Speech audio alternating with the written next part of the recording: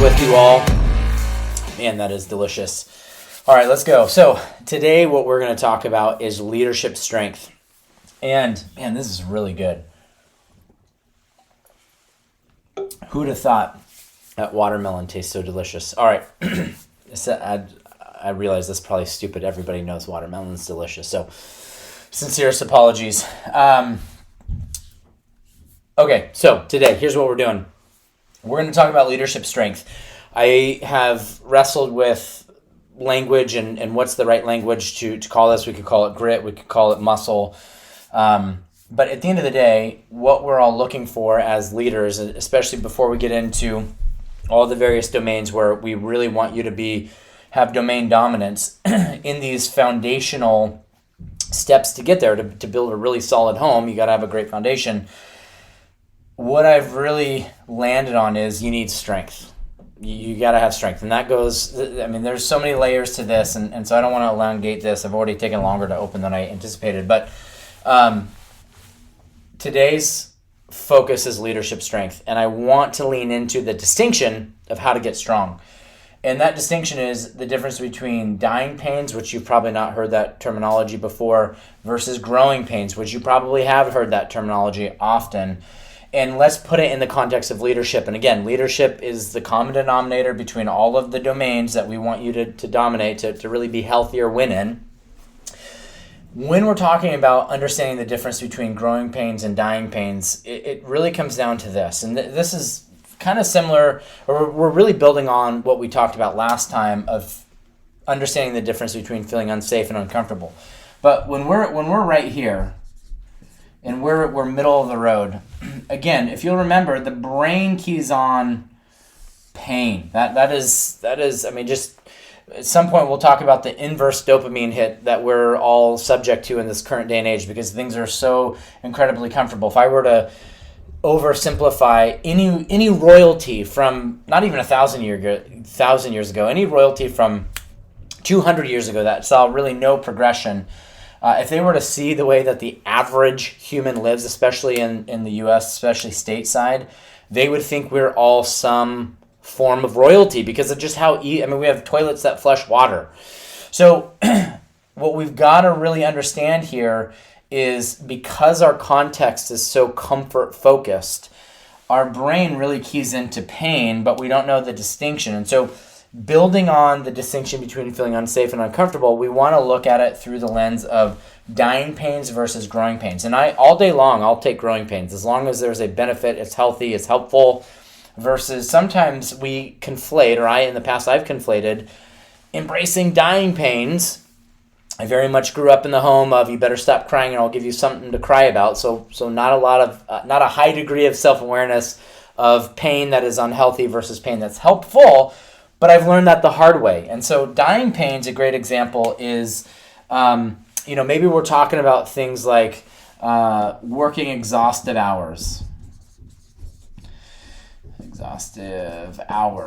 where there's no break in sight. Your boss or yourself or the board doesn't take into account any sort of seasonality. It's just always grind. Not to name drop too much, but I think we could probably start to get in the realm of like a David Goggins concept of just, try harder, mother lover, if you're catching my drift. If you don't know David Goggins is, you can Google him.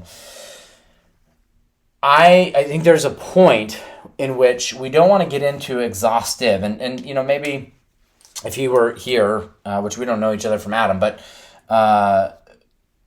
he might say, well, hey, you're really misinterpreting the go, push. Maybe he wouldn't. I don't know. Probably one of the funniest books I ever read was the book Living with a Seal, I think. It was from Jesse Itzler, and he basically hired David Goggins to live with him for a month prior to him being anybody famous. And so you kind of get the sense that that's his mentality. Just push until you break through, and then there's new barriers, and you're not going to die, right? So in our context, though, dying pains get into that exhaustive hours. I think the other thing could be things like, maybe we start to talk about verbal abuse, We could even, potentially start to dip our toe into physical abuse.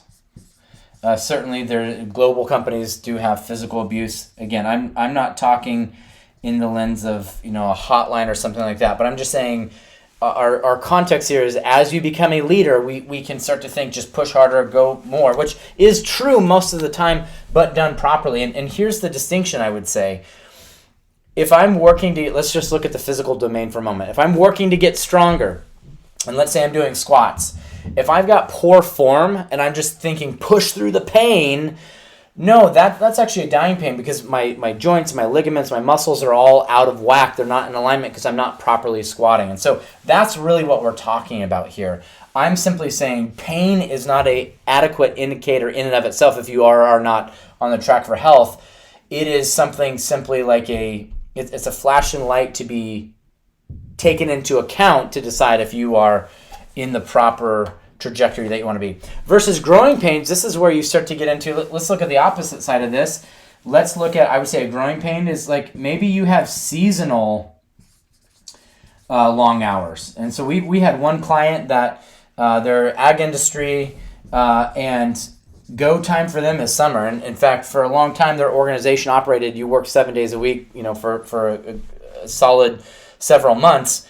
And that just recently changed within the last number of years or recent years. And so instead of working 7 days a week, you now work 6 days and you get 1 weekend off a month. That's a big win for them. And so that's we know that the other 9 months aren't as brutal as a 4 a.m. wake up, 6 p.m. end of day, 7 days a week. We now know there's some respite in there. So growing pain is, embrace that because there's some mindfulness. Verbal abuse, and we could tie this into that as well. Hard conversations. I think this is another thing where we misinterpret somebody coming to you and pushing and fighting and talking harshly to you.